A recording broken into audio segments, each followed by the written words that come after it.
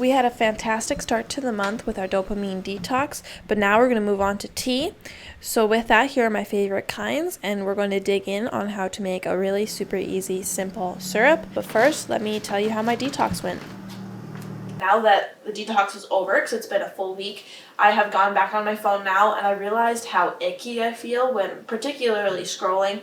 And so I'm just like, I'm not even going to go back to that, so I'm like excited about that. It's brought like new energy to me just to realize how much I didn't want that in my life. And when I removed it, it wasn't, anything super crazy. But now that it's back, I'm like, ew, no, I don't want this in my life. So we're definitely going to keep a wrap on that. And now we're doing coffee syrups. I consider this time of year to be pretty gloomy, especially January and February, as the season is cold and dreary. So with the dreary season, I particularly like to have hot drinks around. So I have really been enjoying tea this year. And I'm of the persuasion that I like cream and sugar in my tea. I know there are going to be the tea enthusiasts who are like, no cream and sugar, but I like cream and sugar. And for all you coffee people out there, you'll also like this. And I don't know what else you might use syrups in. If you do like Italian sodas or shaved ice or whatever, you can use them in that too.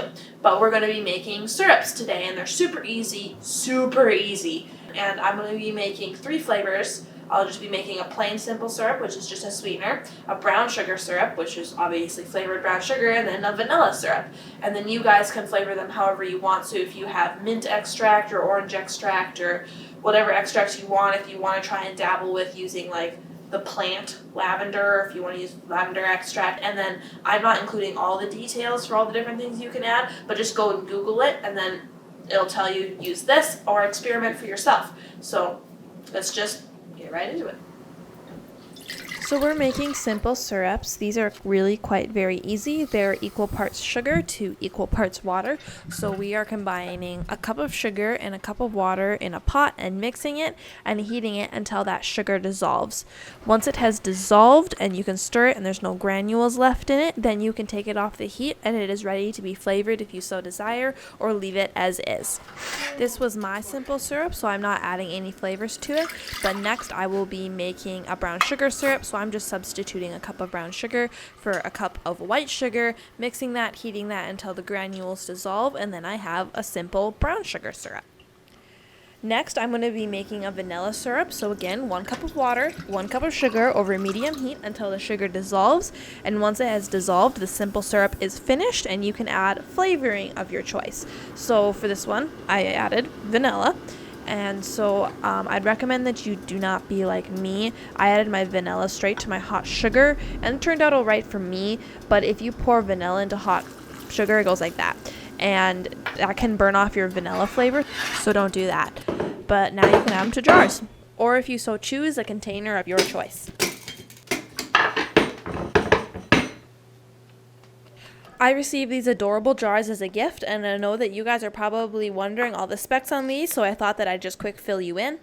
The jars are made of glass and are very sturdy. Their labels are adorable. 1 pump holds about 1/2 tablespoon of liquid. The pumps seem a little rickety, but I figure I could just replace them if they end up breaking, so I wouldn't be too worried about that. But overall, I would definitely recommend these. They're super cute. On an ending note, I just wanted to tell you guys that there are mixed reviews, thoughts, and opinions on whether or not you should store these at room temperature or in the fridge. In the fridge, things always just last longer. We're just trying to prevent these from molding and for bacteria from growing. So I have had these for, I want to say, about a week now, and I have not noticed any issues. Me and my husband both enjoy tea and coffee quite a lot, and we both like to sweeten our drinks. So we're going through them pretty quickly. So as long as you go through them quick, I'm not noticing any issues. I'm not noticing any weird flavors. But that's just something to keep an eye out for and to consider. And if you want to do your own research into it, please do. With that, let me know what kinds you make down in the comments, and don't forget to like and share, and I'll see you next time. Bye!